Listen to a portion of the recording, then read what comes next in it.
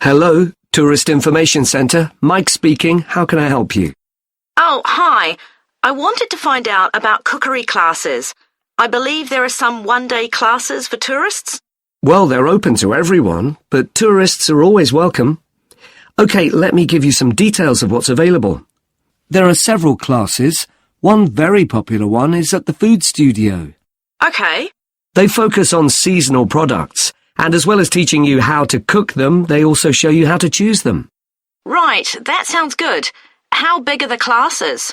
I'm not sure exactly, but they'll be quite small. And could I get a private lesson there? I think so. Let me check. Yes, they do offer those. Though, in fact, most of the people who attend the classes find it's a nice way of getting to know one another. I suppose it must be, yes. And this company has a special deal for clients where they offer a discount of 20% if you return for a further class. OK, but you said there were several classes. That's right. Another one you might be interested in is Bond's Cookery School. They're quite new. They just opened 6 months ago, but I've heard good things about them. They concentrate on teaching you to prepare healthy food, and they have quite a lot of specialist staff. So, is that food for people on a diet and things like that? I don't know if I'd be interested in that. Well, I don't think they particularly focus on low-calorie diets or weight loss. It's more to do with recipes that look at specific needs, like including ingredients that will help build up your bones and make them stronger, that sort of thing. I see. Well, I might be interested. I'm not sure. Do they have a website I could check? Yes. Just key in the name of the school. It'll come up. And if you want to know more about them, every Thursday evening they have a lecture at the school. It's free, and you don't need to book or anything. Just turn up at 7:30. And that might give you an idea of whether you want to go to an actual class. OK, there's one more place you might be interested in. That's got a rather strange name. It's called the Aretsa Centre. That's spelled A-R-R-E-T-S-A. OK. They've got a very good reputation. They do a bit of meat and fish cookery, but they mostly specialise in vegetarian dishes. Right. That's certainly an area I'd like to learn more about. I've got lots of friends who don't eat meat. In fact, I think I might have seen that school today. Is it just by the market? That's right. So they don't have any problem getting their ingredients. They're right next door. And they also offer a special 2-hour course in how to use a knife. They cover all the different skills, buying them, sharpening, chopping techniques. It gets booked up quickly, though, so you'd need to check it was available. Right, well, thank you very much. I'll go and check that out.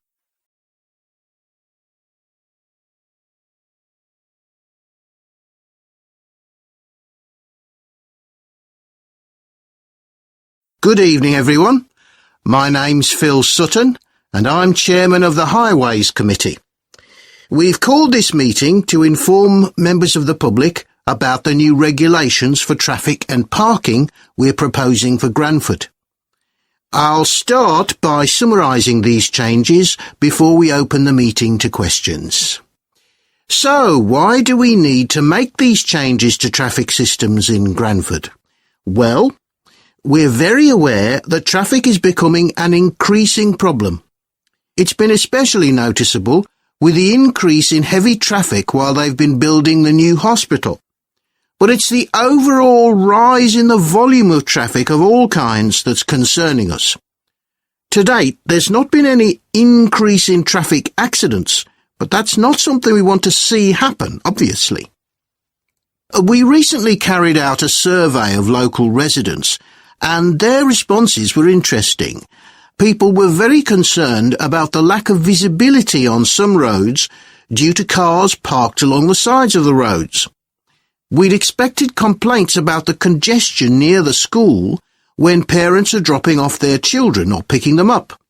But this wasn't top of the list, and nor were noise and fumes from trucks and lorries, though they were mentioned by some people.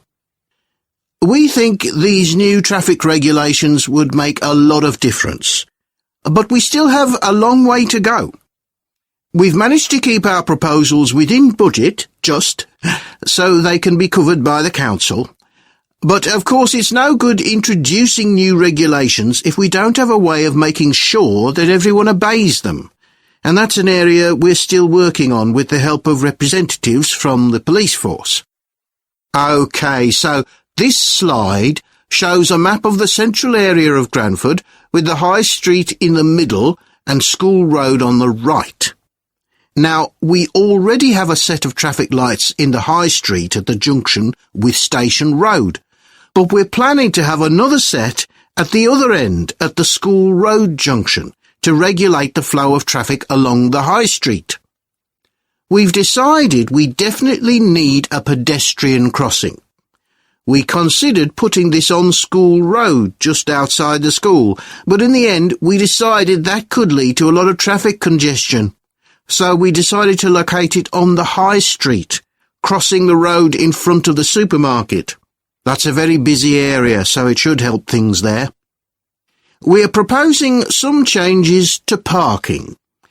At present, parking isn't allowed on the High Street outside the library, but we're going to change that and allow parking there, but not at the other end of the High Street near School Road. There'll be a new no parking sign on School Road just by the entrance to the school, forbidding parking for 25 metres. This should improve visibility for drivers and pedestrians, especially on the bend just to the north of the school. As far as disabled drivers are concerned, at present they have parking outside the supermarket, but lorries also use those spaces, so we've got 2 new disabled parking spaces on the side road up towards the bank. It's not ideal, but probably better than the present arrangement. We also plan to widen the pavement on School Road. We think we can manage to get an extra half metre on the bend just before you get to the school, on the same side of the road. Finally, we've introduced new restrictions on loading and unloading for the supermarket, so lorries will only be allowed to stop there before 8 a.m. That's the supermarket on School Road. We kept to the existing arrangements with the High Street supermarket. OK, so that's about it. Now, would it...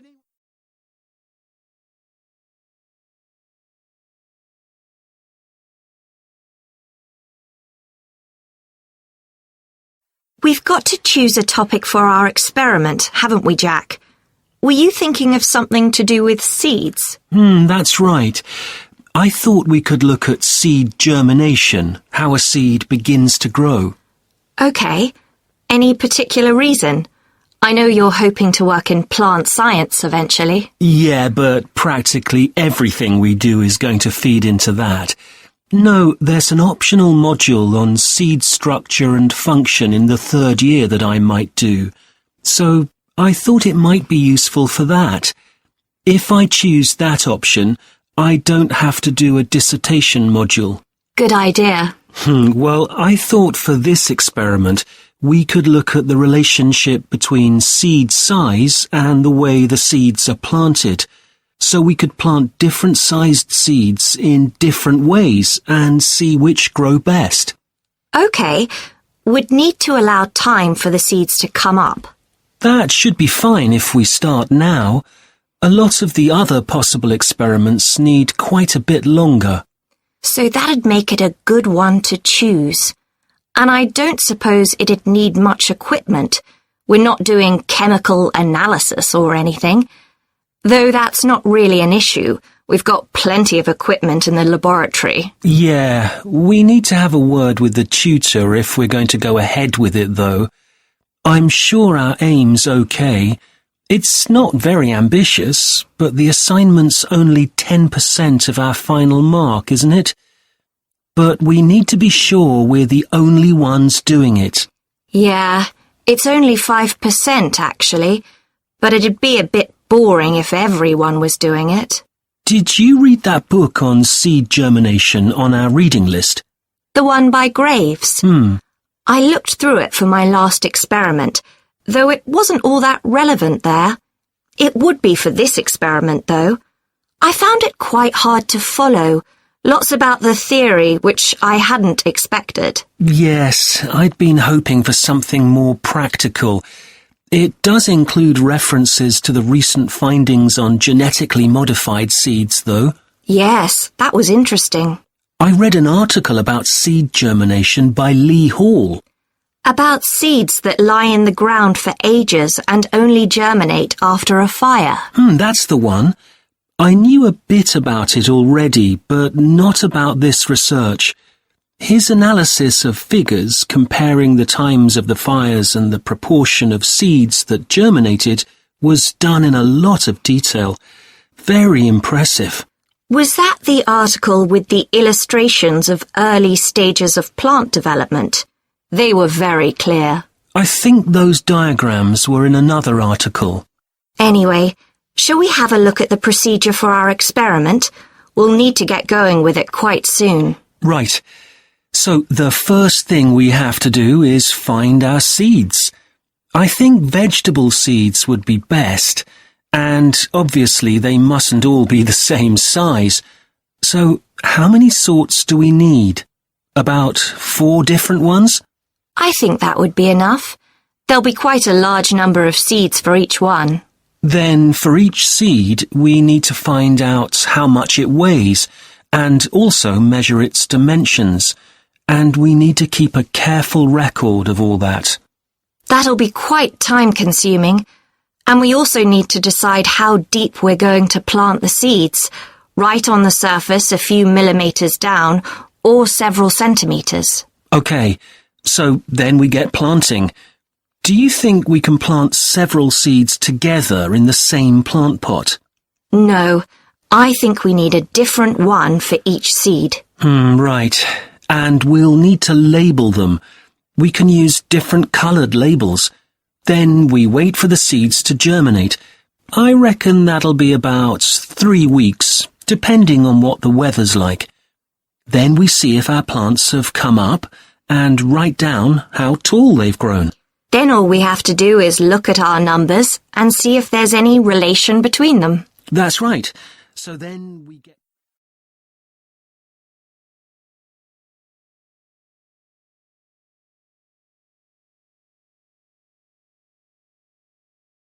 Hi.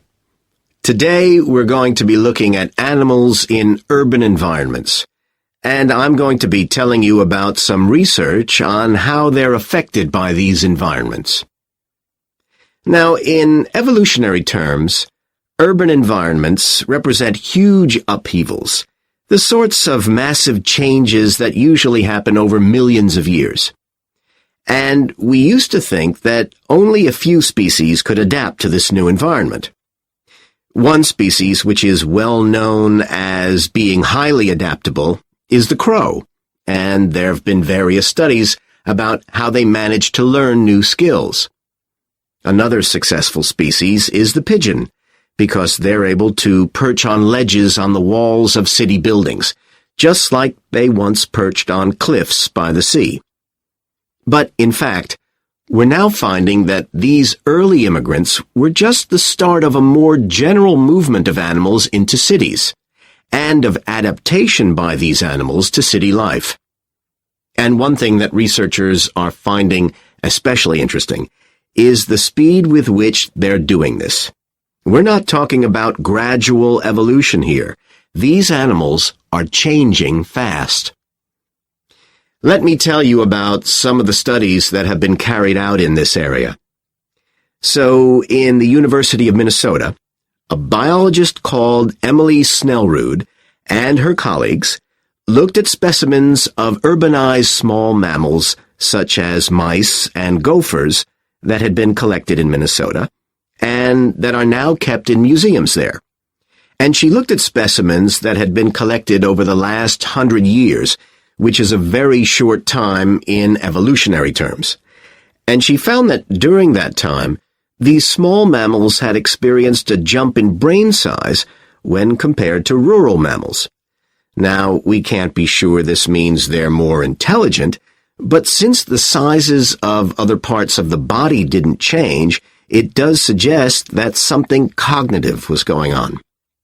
and Snellrud thinks that this change might reflect the cognitive demands of adjusting to city life, having to look in different places to find food, for example, and coping with a whole new set of dangers. Then over in Germany, at the Max Planck Institute, there's another biologist called Katharina Miranda, who's done some experiments with blackbirds living in urban and rural areas, and she's been looking not at their anatomy, but at their behavior. So, as you might expect, she's found that the urban blackbirds tend to be quite bold. They're prepared to face up to a lot of threats that would frighten away their country counterparts. But there's one type of situation that does seem to frighten the urban blackbirds, and that's anything new, anything they haven't experienced before. And if you think about it, that's quite sensible for a bird living in the city. Jonathan Atwell, in Indiana University, is looking at how a range of animals respond to urban environments. He's found that when they're under stress, their endocrine systems react by reducing the amount of hormones such as corticosterone into their blood. It's a sensible-seeming adaptation. A rat that gets scared every time a subway train rolls past won't be very successful. There's just one more study I'd like to mention, which is by Sarah Parton and her team. And they've been looking at how squirrels communicate in an urban environment, and they've found that a routine part of their communication is carried out by waving their tails. You do also see this in the country, but it's much more prevalent in cities, possibly because it's effective in a noisy environment. So, what are the long-term implications of this? One possibility is that we may see completely new species developing in cities. But on the other hand, it's possible that not all of these adaptations will be permanent. Once the animals got accustomed to its new environment, it may no longer need the features it's developed. So now we've had a look at adaptation.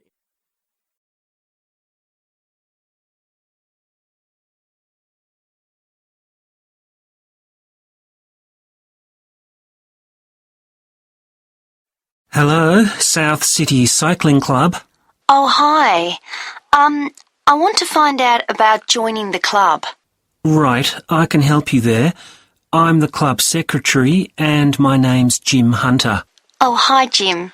So, are you interested in membership for yourself? That's right.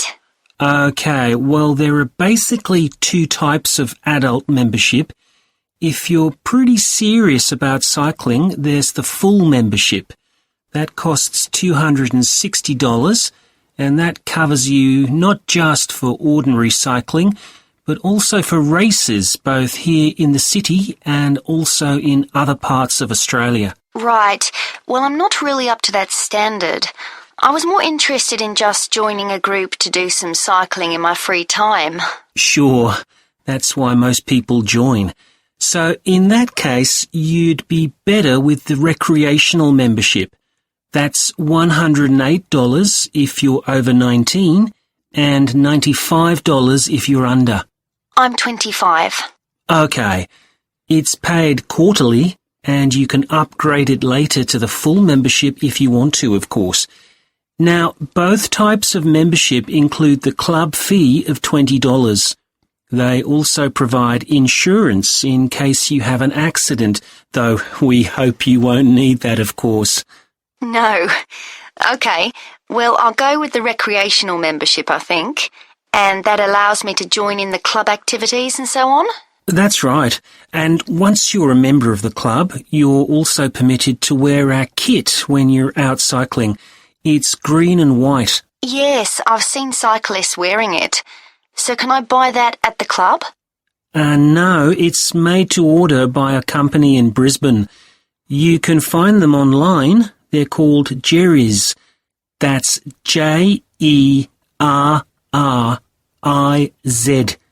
You can use your membership number to put in an order on their website. Okay. Now can you tell me a bit about the rides I can do?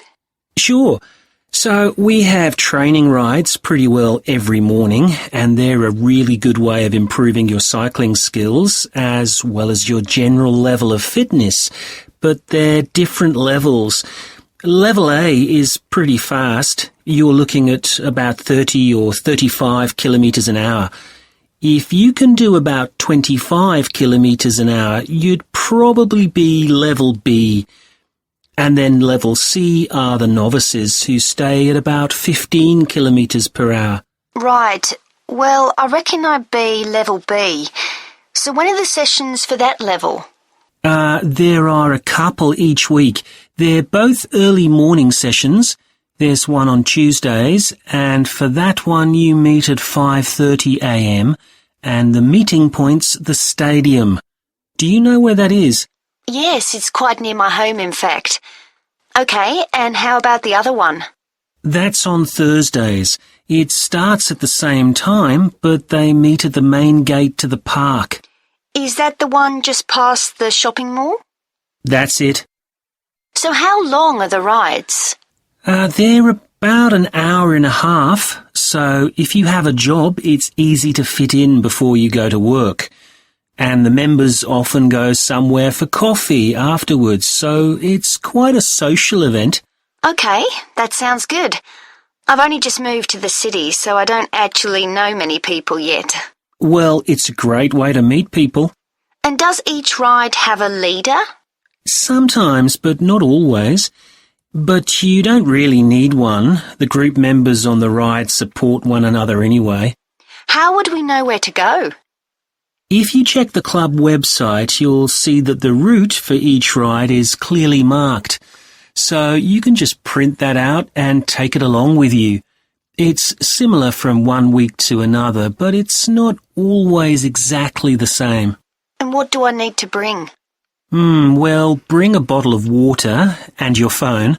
You shouldn't use it while you're cycling, but have it with you. Right. And in winter, it's well before sunrise when we set out, so you need to make sure your bike's got lights. That's okay. Well, thanks, Jim. I'd definitely like to join. So what's the best way of going about it? You can...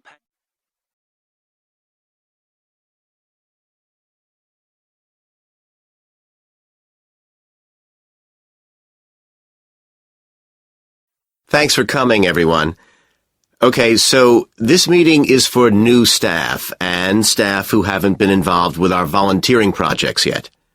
So, basically, the idea is that we allow staff to give up some of their work time to help on various charity projects to benefit the local community. We've been doing this for the last 5 years, and it's been very successful. Participating doesn't necessarily involve a huge time commitment. The company will pay for 8 hours of your time. That can be used over 1 or 2 days all at once, or spread over several months throughout the year. There are some staff who enjoy volunteering so much, they also give up their own free time for a couple of hours every week. It's completely up to you. Obviously, many people will have family commitments and aren't as available as other members of staff. Feedback from staff has been overwhelmingly positive. Because they felt they were doing something really useful, nearly everyone agreed that volunteering made them feel more motivated at work. They also liked building relationships with the people in the local community and felt valued by them. 1 or 2 people also said it was a good thing to have on their CVs. One particularly successful project last year was the Get Working project. This was aimed at helping unemployed people in the area get back to work. Our staff were able to help them improve their telephone skills, such as writing down messages and speaking with confidence to potential customers, which they had found quite difficult. This is something many employers look for in job applicants, and something we all do without even thinking about every day at work. We've got an exciting new project starting this year. Up until now, we've mainly focused on projects to do with education and training. And we'll continue with our reading project in schools and our work with local charities. But we've also agreed to help out on a conservation project in Redfern Park. So if any of you fancy being outside and getting your hands dirty, this is the project for you. I also wanted to mention the annual Digital Inclusion Day, which is coming up next month.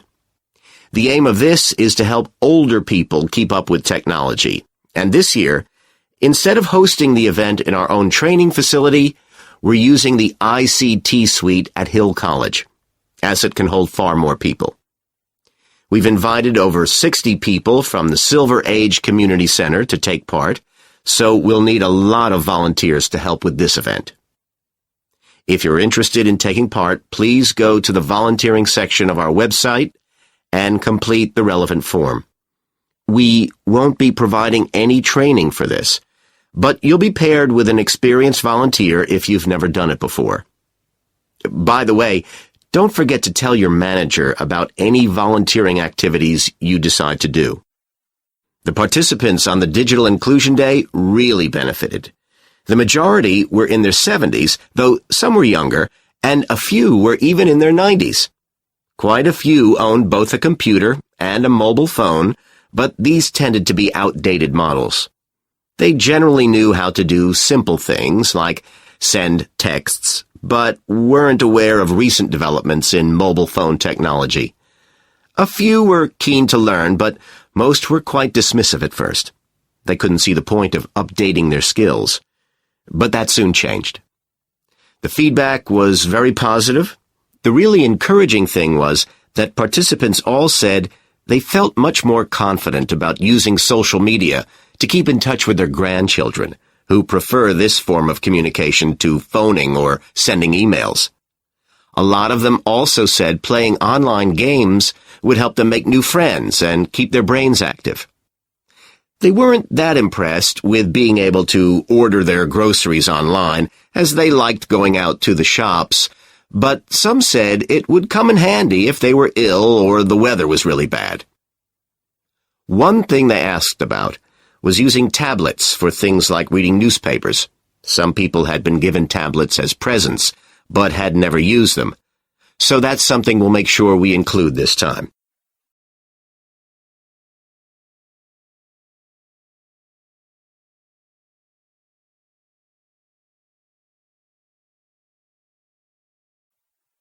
Come in, Russ. Thank you. Now, you wanted to consult me about your class presentation on nanotechnology. You're due to give it next week, aren't you? That's right, and I'm really struggling. I chose the topic because I didn't know much about it and wanted to learn more, but now I've read so much about it, in a way there's too much to say. I could talk for much longer than the 20 minutes I've been allocated. Should I assume the other students don't know much and give them a kind of general introduction, or should I try and make them share my fascination with a particular aspect? You could do either, but you'll need to have it clear in your own mind. Then I think I'll give an overview. Okay. Now, one way of approaching this is to work through developments in chronological order. Uh-huh. On the other hand, you could talk about the numerous ways that nanotechnology is being applied. You mean things like thin films on camera displays to make them water repellent, and additives to make motorcycle helmets stronger and lighter? Exactly. Or another way would be to focus on its impact in one particular area, say medicine or space exploration. That would make it easier to focus. Perhaps I should do that. I think that would be a good idea. Right. How important is it to include slides in the presentation? They aren't essential by any means, and there's a danger of tailoring what you say to fit whatever slides you can find. While it can be good to include slides, you could end up spending too long looking for suitable ones. You might find it better to leave them out. I see. Another thing I was wondering about was how to start. I know presentations often begin with, first I'm going to talk about this, and then I'll talk about that. But I thought about asking the audience what they know about nanotechnology. That would be fine if you had an hour or two for the presentation, but you might find that you can't do anything with the answers you get, and it simply eats into the short time that's available. So maybe I should mention a particular way that nanotechnology is used to focus people's attention. That sounds sensible. What do you think I should do next? I really have to plan the presentation today and tomorrow. Well, initially, I think you should ignore all the notes you've made, take a small piece of paper and write a single short sentence that ties together the whole presentation. It can be something as simple as, nanotechnology is already improving our lives. Then start planning the content around that. You can always modify that sentence later if you need to. Okay. Okay, now let's think about actually giving the presentation. You've only given one before, if I remember correctly, about an experiment you'd been involved in. That's right. It was pretty rubbish. Let's say it was better in some respects than in others. With regard to the structure, I felt that you ended rather abruptly, without rounding it off. Be careful not to do that in next week's presentation. Okay. And you made very little eye contact with the audience because you were looking down at your notes most of the time. You need to be looking at the audience and only occasionally glancing at your notes. Your body language was a little odd. Every time you showed a slide, you turned your back on the audience so you could look at it. You should have been looking at your laptop. And you kept scratching your head, so I found myself wondering when you were next going to do that, instead of listening to what you were saying. Oh dear. What did you think of the language? I knew that not everyone was familiar with the subject, so I tried to make it as simple as I could. Yes, that came across. You used a few words that are specific to the field, but you always explained what they meant, so the audience wouldn't have had any difficulty understanding. Uh-huh. I must say, the handouts you prepared were well thought out. They were a good summary of your presentation, which people would have been able to refer to later on, so well done on that. Thank you. Well, I hope that helps you with next week's presentation. Yes, it will. Thanks a lot. I'll look forward to seeing a big improvement then.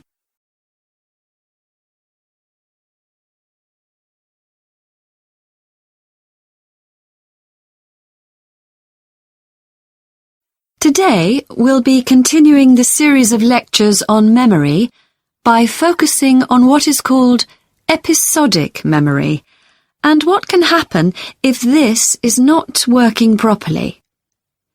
Episodic memory refers to the memory of an event or episode. Episodic memories allow us to mentally travel back in time to an event from the past. Episodic memories include various details about these events. For example, when an event happened and other information such as the location. To help understand this concept, try to remember the last time you ate dinner at a restaurant. The ability to remember where you ate, who you were with, and the items you ordered are all features of an episodic memory. Episodic memory is distinct from another type of memory called semantic memory. This is the type of factual memory that we have in common with everyone else. That is your general knowledge of the world. To build upon a previous example, remembering where you parked your car is an example of episodic memory. But your understanding of what a car is and how an engine works are examples of semantic memory. Unlike episodic memory, semantic memory isn't dependent on recalling personal experiences. Episodic memory can be thought of as a process with several different steps of memory processing, encoding, consolidation, and retrieval. The initial step is called encoding.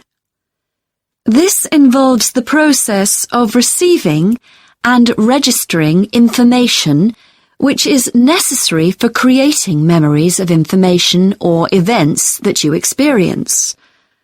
The degree to which you can successfully encode information depends on the level of attention you give to an event while it's actually happening. Being distracted can make effective encoding very difficult. Encoding of episodic memories is also influenced by how you process the event. For example, if you were introduced to someone called Charlie, you might make the connection that your uncle has the same name. Future recollection of Charlie's name is much easier if you have a strategy to help you encode it. Memory consolidation, the next step in forming an episodic memory, is the process by which memories of encoded information are strengthened, stabilized, and stored to facilitate later retrieval. Consolidation is most effective when the information being stored can be linked to an existing network of information. Consolidation makes it possible for you to store memories for later retrieval indefinitely.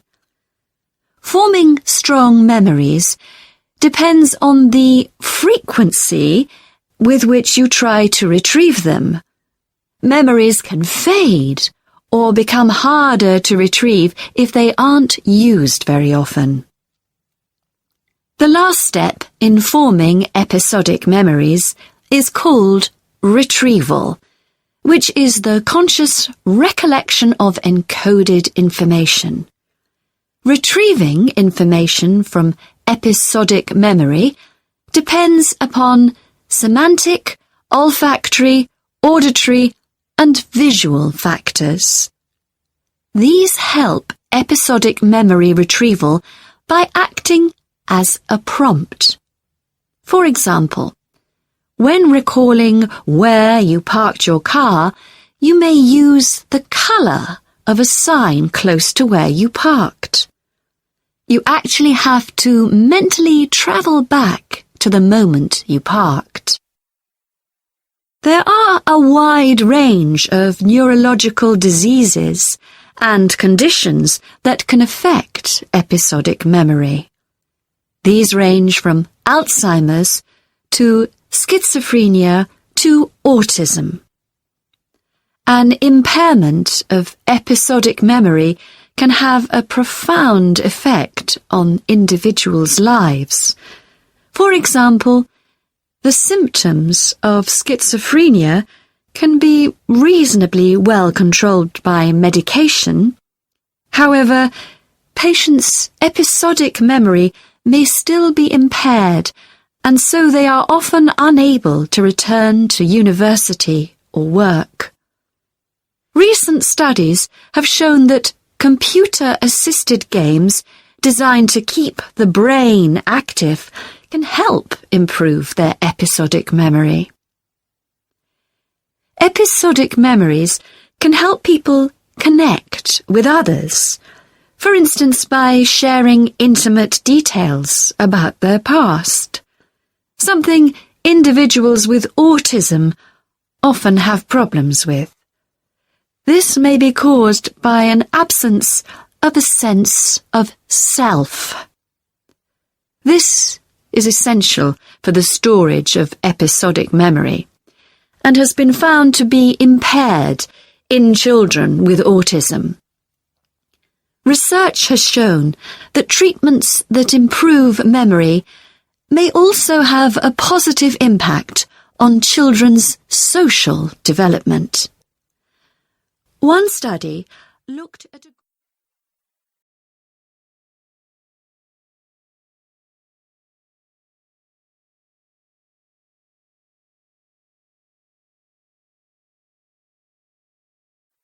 Hello, Linda speaking. Oh, hi, Linda. This is Matt Brooks. Alex White gave me your number. He said you'd be able to give me some advice about moving to Banford. Yes, Alex did mention you. How can I help? Well, first of all, which area to live in? Well, I live in Dalton, which is a really nice suburb. Not too expensive, and there's a nice park. Sounds good. Do you know how much it would be to rent a 2-bedroom flat there? Yeah, you should be able to get something reasonable for £850 per month. That's what people typically pay. You certainly wouldn't want to pay more than £900. That doesn't include bills or anything. No, that sounds all right. I'll definitely have a look there.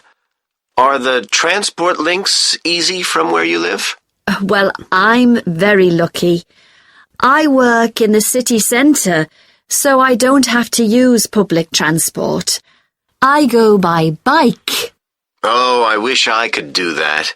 Is it safe to cycle around the city? Yes, it's fine. And it keeps me fit. Anyway, driving to work in the city centre would be a nightmare because there's hardly any parking. And the traffic during the rush hour can be bad. I'd be working from home, but I'd have to go to London 1 or 2 days a week. Oh, that's perfect. Getting to London is no problem. There's a fast train every 30 minutes, which only takes 45 minutes. That's good. Yeah, the train service isn't bad during the week, and they run quite late at night. It's weekends that are a problem. They're always doing engineering work, and you have to take a bus to Haddam and pick up the train there, which is really slow. But other than that, Banford's a great place to live. I've never been happier. There are some nice restaurants in the city centre and a brand new cinema, which has only been open a couple of months. There's a good arts centre too. Sounds like Banford's got it all. Yes, we're really lucky. There are lots of really good aspects to living here. The schools are good, and the hospital here is one of the best in the country. Everyone I know who's been there's had a positive experience. Oh, I can give you the name of my dentist too, in Bridge Street, if you're interested. I've been going to him for years, and I've never had any problems. Oh, okay, thanks. I'll find his number and send it to you. Thanks. That would be really helpful. Are you planning to visit Banford soon? Yes, my wife and I are both coming next week. We want to make some appointments with estate agents. I could meet you if you like and show you around. Are you sure? We'd really appreciate that. Either a Tuesday or Thursday is good for me, after 5:30. Thursday's preferable. Tuesday, I need to get home before 6 p.m. Okay, great. Let me know which train you're catching, and I'll meet you in the cafe outside. You can't miss it. It's opposite the station and next to the museum. Brilliant. I'll text you next week then. Thanks so much for all the advice. No problem. I'll see you next week.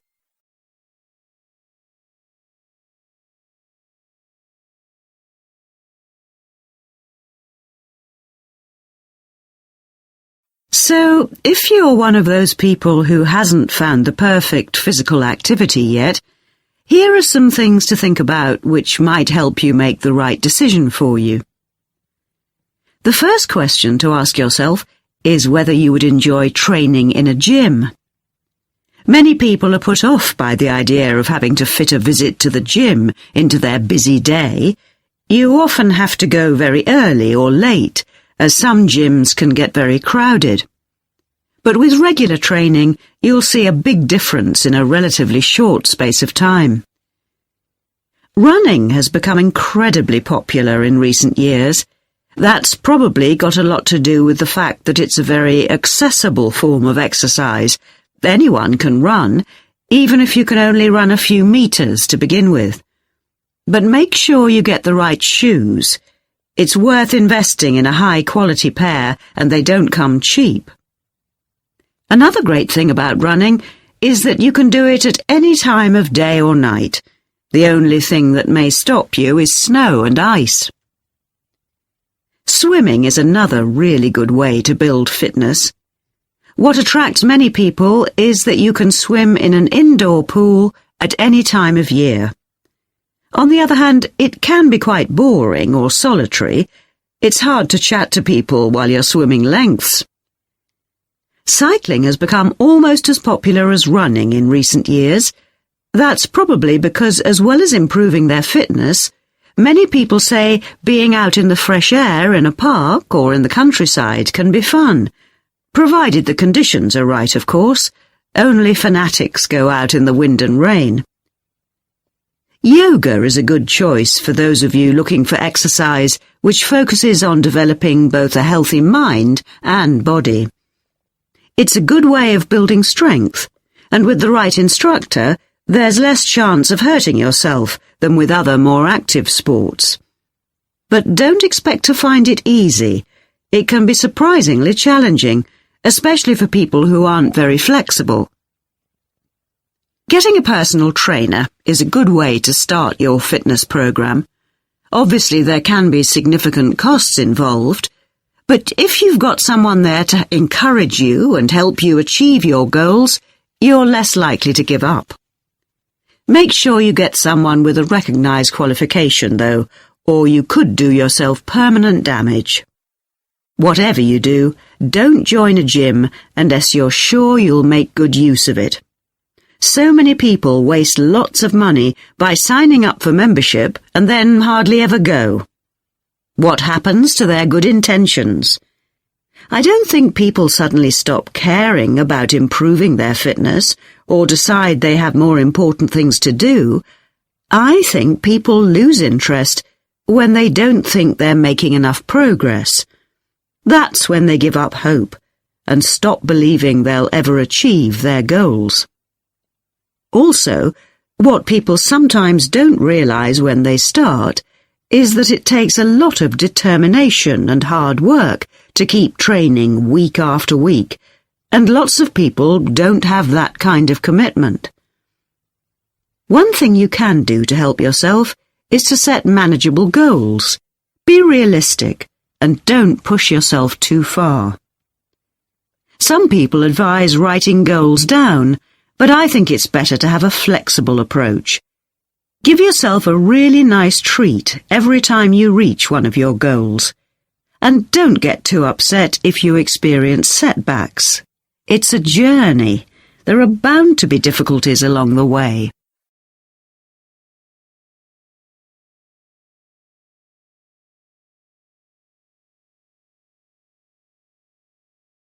OK, Jim, you wanted to see me about your textile design project. That's right. I've been looking at how a range of natural dyes can be used to colour fabrics like cotton and wool. Why did you choose that topic? Well, I got a lot of useful ideas from the museum, at that exhibition of textiles. But I've always been interested in anything to do with colour.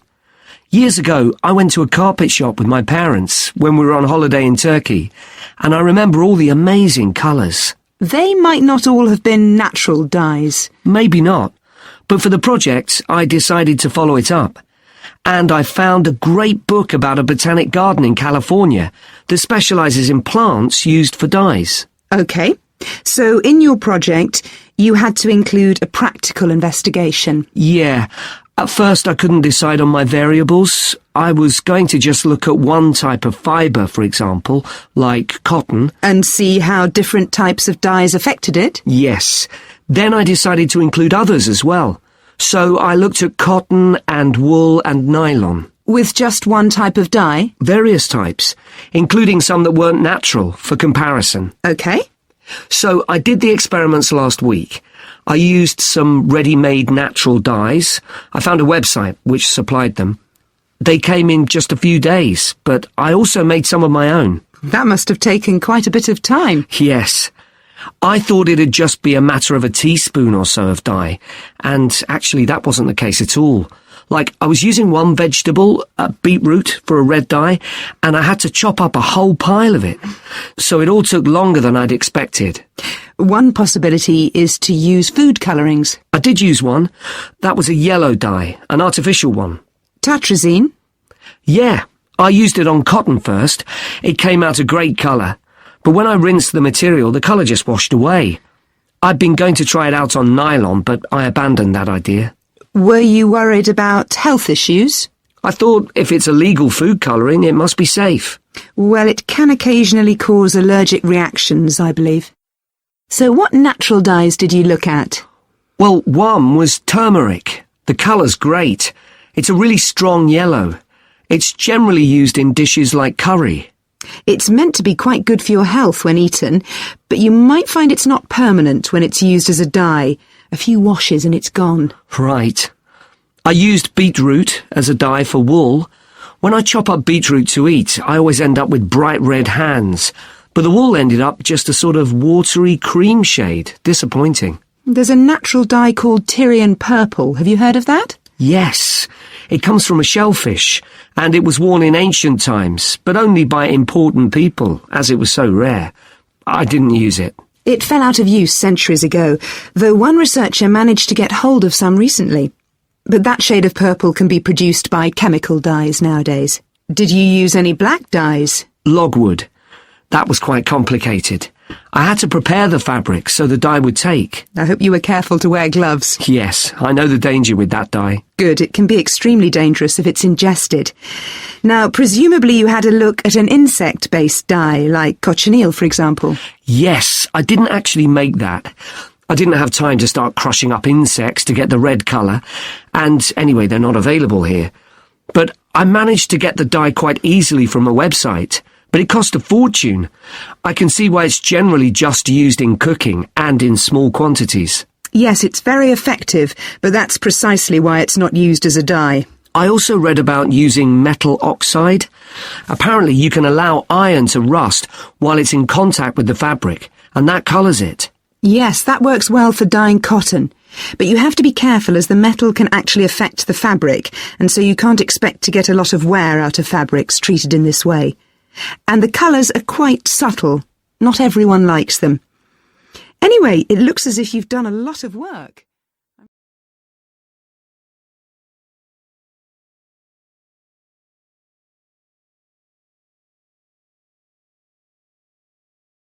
Last week we started looking at reptiles, including crocodiles and snakes. Today, I'd like us to have a look at another reptile, the lizard, and in particular, at some studies that have been done on a particular type of lizard whose Latin name is Tiliqua rugosa. This is commonly known as the sleepy lizard because it's quite slow in its movements and spends quite a lot of its time dozing under rocks or lying in the sun. I'll start with a general description. Sleepy lizards live in Western and South Australia, where they're quite common. Unlike European lizards, which are mostly small, green and fast-moving, sleepy lizards are brown, but what's particularly distinctive about them is the colour of their tongue, which is dark blue, in contrast with the lining of their mouth, which is bright pink. And they're much bigger than most European lizards. They have quite a varied diet, including insects and even small animals, but they mostly eat plants of varying kinds. Even though they're quite large and powerful, with strong jaws that can crush beetles and snail shells, they still have quite a few predators. Large birds like cassowaries were one of the main ones in the past, but nowadays they're more likely to be caught and killed by snakes. Actually, Another threat to their survival isn't a predator at all, but is man-made. Quite a large number of sleepy lizards are killed by cars when they're trying to cross highways. One study carried out by Michael Freak at Flinders University investigated the methods of navigation of these lizards. Though they move slowly, they can travel quite long distances. And he found that even if they were taken some distance away from their home territory, they could usually find their way back home as long as they could see the sky. They didn't need any other landmarks on the ground. Observations of these lizards in the wild have also revealed that their mating habits are quite unusual. Unlike most animals, it seems that they're relatively monogamous, returning to the same partner year after year. And the male and female also stay together for a long time, both before and after the birth of their young. It's quite interesting to think about the possible reasons for this. It could be that it's to do with protecting their young. You'd expect them to have a much better chance of survival if they have both parents around. But in fact, observers have noted that once the babies have hatched out of their eggs, they have hardly any contact with their parents. So there's not really any evidence to support that idea. Another suggestion's based on the observation that male lizards in monogamous relationships tend to be bigger and stronger than other males. So maybe the male lizards stay around so they can give the female lizards protection from other males. But again, we're not really sure. Finally, I'd like to mention another study that involved collecting data by tracking the lizards. I was actually involved in this myself. So we caught some lizards in the wild, and we developed a tiny GPS system that would allow us to track them, and we fixed this onto their tails. Then we set the lizards free again, and we were able to track them for 12 days and gather data, not just about their location, but even about how many steps they took during this period. One surprising thing we discovered from this is that there were far fewer meetings between lizards than we expected. It seems that they were actually trying to avoid one another. So why would that be?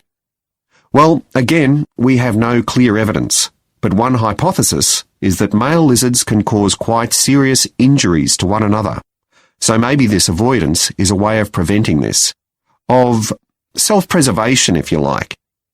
But we need to collect a lot more data before we can be sure of any of this.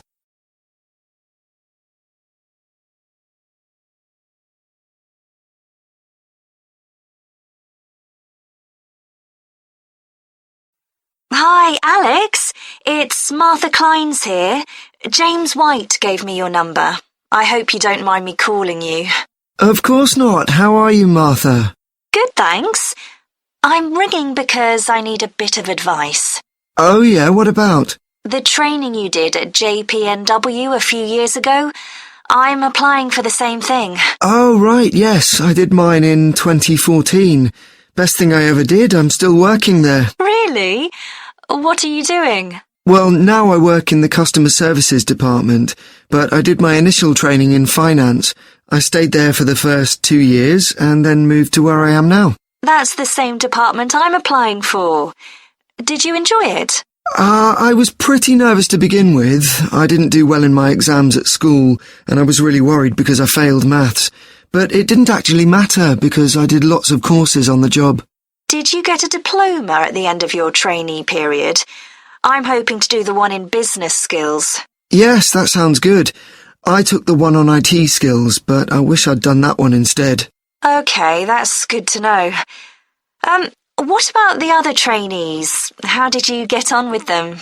There were about 20 of us who started at the same time, and we were all around the same age. I was 18, and there was only one person younger than me who was 17. The rest were between 18 and 20. I made some good friends. I've heard lots of good things about the training at JPNW. It seems like there are a lot of opportunities there. Yeah, definitely. Because of its size, you can work in loads of different areas within the organisation. What about pay? I know you get a lower minimum wage than regular employees. That's right, which isn't great, but you get the same number of days holiday as everyone else, and the pay goes up massively if they offer you a job at the end of the training period. Yeah, but I'm not doing it for the money. It's the experience I think will be really useful. Everyone says by the end of the year you gain so much confidence. You're right, that's the most useful part about it. There's a lot of variety too. You're given lots of different things to do. I enjoyed it all. I didn't even mind the studying. Do you have to spend any time in college? Yes, 1 day each month. So you get lots of support from both your tutor and your manager. That's good. And the company is easy to get to, isn't it? Yes, it's very close to the train station, so the location's a real advantage. Have you got a date for your interview yet? Yes, it's on the 23rd of this month. So long as you're well prepared, there's nothing to worry about. Everyone's very friendly. I am not sure what I should wear. What do you think? Nothing too casual, like jeans, for example. If you've got a nice jacket, wear that with a skirt or trousers. Okay, thanks. Any other tips? Well, I know it's really obvious, but arrive in plenty of time. They hate people who are late. So make sure you know exactly where you have to get to. And one other useful piece of advice my manager told me before I had the interview for this job is to smile. Even if you feel terrified, it makes people respond better to you. I'll have to practice doing that in the mirror. Yeah, well, good luck. Let me know if you need any more information. Thanks very much.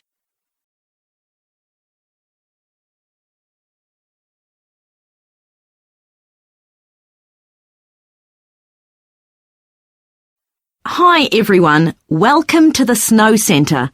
My name's Annie. I hope you enjoyed the bus trip from the airport. We've certainly got plenty of snow today. Well, you've come to New Zealand's premier snow and ski centre, and we've a whole load of activities for you during your week here. Most visitors come here for the cross-country skiing, where you're on fairly flat ground for most of the time, rather than going down steep mountainsides. There are marked trails, but you can also leave these and go off on your own, and that's an experience not to be missed. You can go at your own speed. It's great aerobic exercise if you really push yourself. Or, if you prefer, you can just glide gently along and enjoy the beautiful scenery. This afternoon, you'll be going on a dog sled trip. You may have seen our dogs on TV recently, racing in the Winter Sled Festival. If you want, you can have your own team for the afternoon and learn how to drive them, following behind our leader on the trail. Or if you'd prefer, you can just sit back in the sled and enjoy the ride as a passenger. At the weekend, we have the team relay event, and you're all welcome to join in. We have a local school coming along, and a lot of the teachers are taking part too. Participation rather than winning is the main focus, and there's a medal for everyone who takes part. Participants are in teams of 2 to 4, and each team must complete 4 laps of the course. For your final expedition, you'll head off to Mount Frenna wearing a pair of special snowshoes which allow you to walk on top of the snow. This is an area where miners once searched for gold, though there are very few traces of their work left now. When the snow melts in summer, the mountain slopes are carpeted in flowers and plants. It's a long ascent, though not too steep, and walkers generally take a couple of days to get to the summit and return. You'll spend the night in our hut halfway up the mountain. That's included in your package for the stay. It's got cooking facilities, firewood and water for drinking. For washing, we recommend you use melted snow, though, to conserve supplies. We can take your luggage up on our snowmobile for you for just $10 a person. The hut has cooking facilities, so you can make a hot meal in the evening and morning, but you need to take your own food. The weather on Mount Frenna can be very stormy. In that case, stay in the hut. Generally, the storms don't last long. Don't stress about getting back here to the centre in time to catch the airport bus. They'll probably not be running anyway. We do have an emergency locator beacon in the hut, but only use that if it's a real emergency, like if someone's ill or injured. Now, let me tell you something about the different ski trails you can follow during your stay here. Highland Trail's directly accessible from where we are now. This trail's been designed to give first-timers an experience they'll enjoy regardless of their age or skill, but it's also ideal for experts to practice their technique. Then there's Pine Trail. If you're nervous about skiing, leave this one to the experts. You follow a steep valley looking right down on the river below. Scary! But if you've fully mastered the techniques needed for hills, it's great fun. Stony Trail's a good choice once you've got a general idea of the basics. There are 1 or 2 tricky sections, but nothing too challenging. There's a shelter halfway where you can sit and take a break and enjoy the afternoon sunshine. And finally, Losers Trail. This starts off following a gentle river valley, but the last part is quite exposed, so the snow conditions can be challenging. If it's snowing or windy, check with us before you set out to make sure the trail's open that day. Right, so now if you'd like to follow me, we'll get started.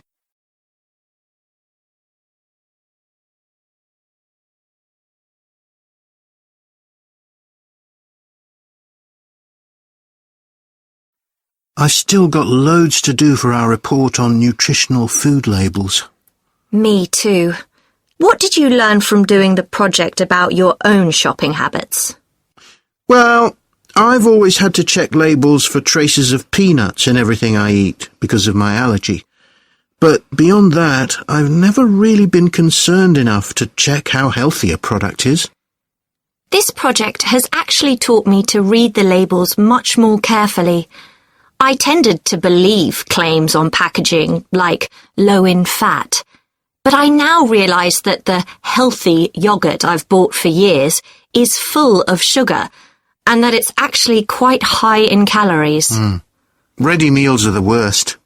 Comparing the labels on supermarket pizzas was a real eye-opener.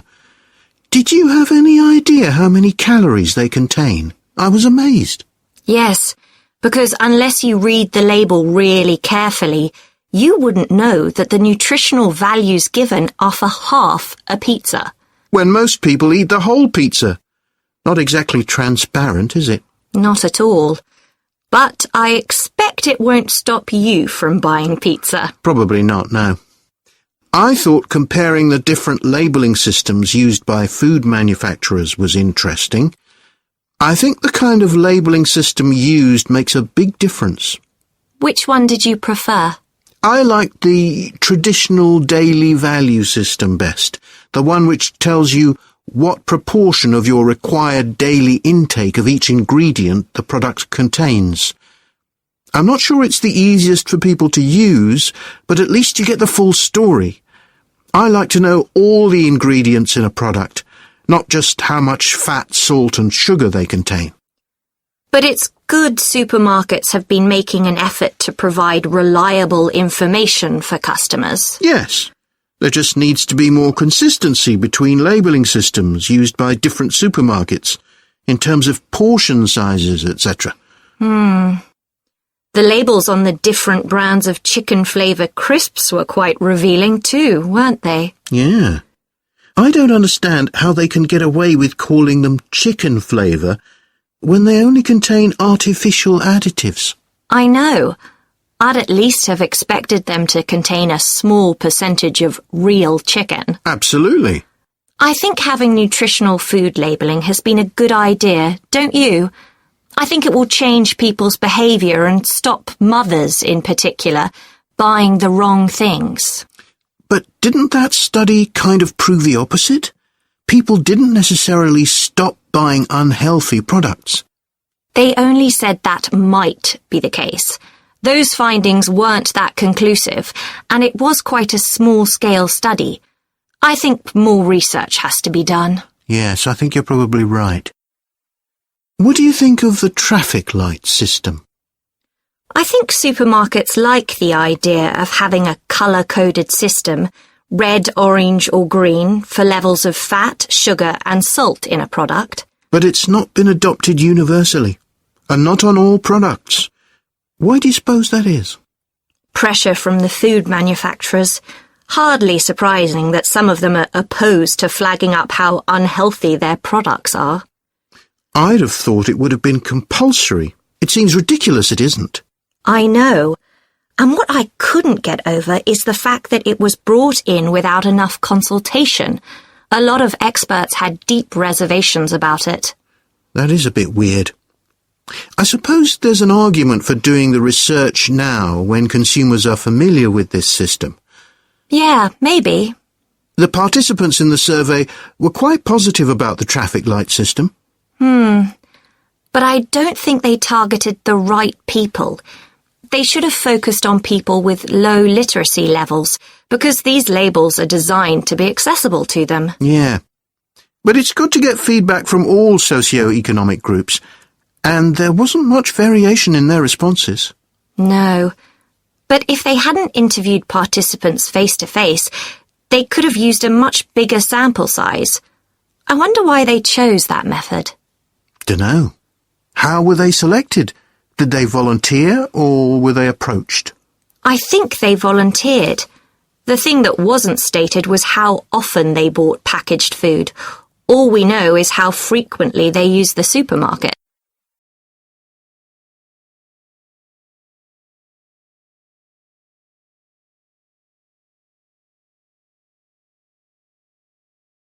In my presentation, I'm going to talk about coffee and its importance both in economic and social terms.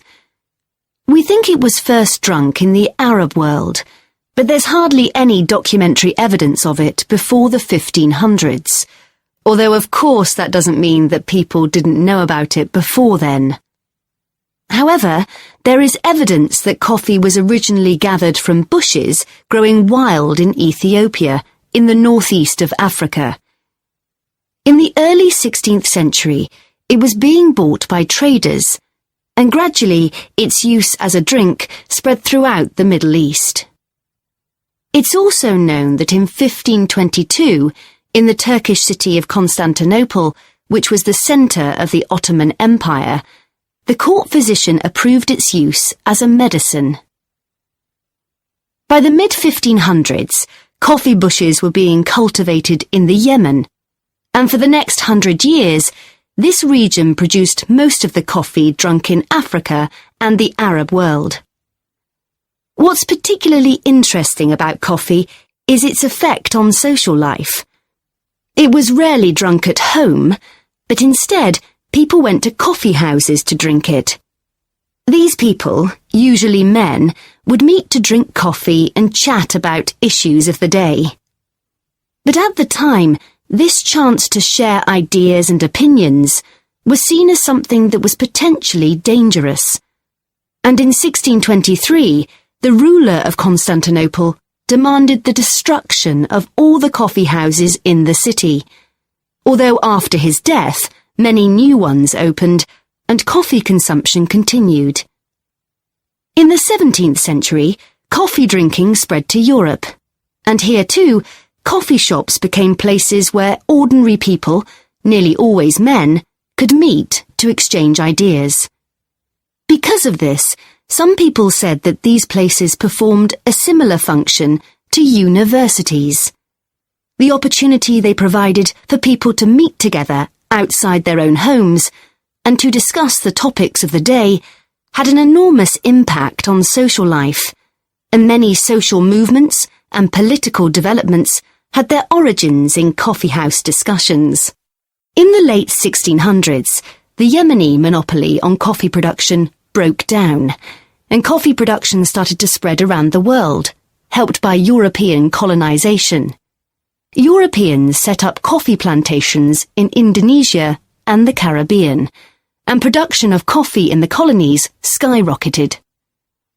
Different types of coffee were produced in different areas, and it's interesting that the names given to these different types, like mocha or Java coffee, were often taken from the port they were shipped to Europe from. But if you look at the labour system in the different colonies, there were some significant differences. In Brazil and the various Caribbean colonies, coffee was grown in huge plantations, and the workers there were almost all slaves. But this wasn't the same in all colonies. For example, in Java, which had been colonized by the Dutch, the peasants grew coffee and passed a proportion of this on to the Dutch, so it was used as a means of taxation. But whatever system was used, under the European powers of the 18th century, coffee production was very closely linked to colonization.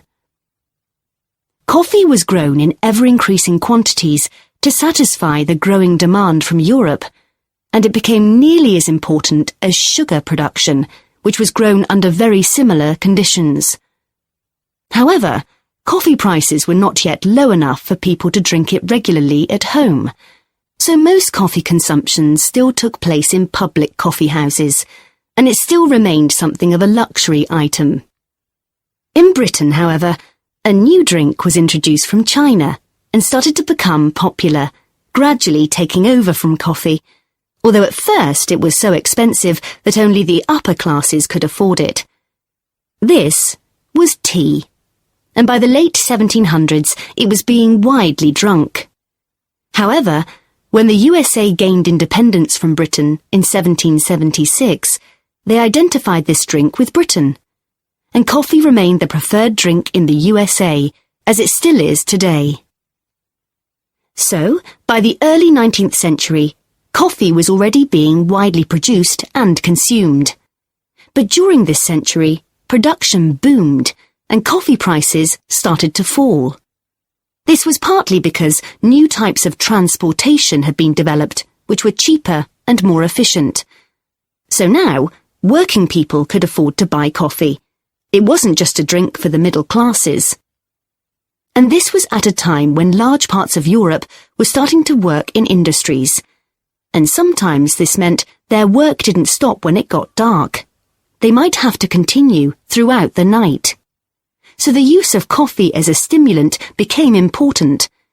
It wasn't just a drink people drank in the morning for breakfast. There were also changes in cultivation.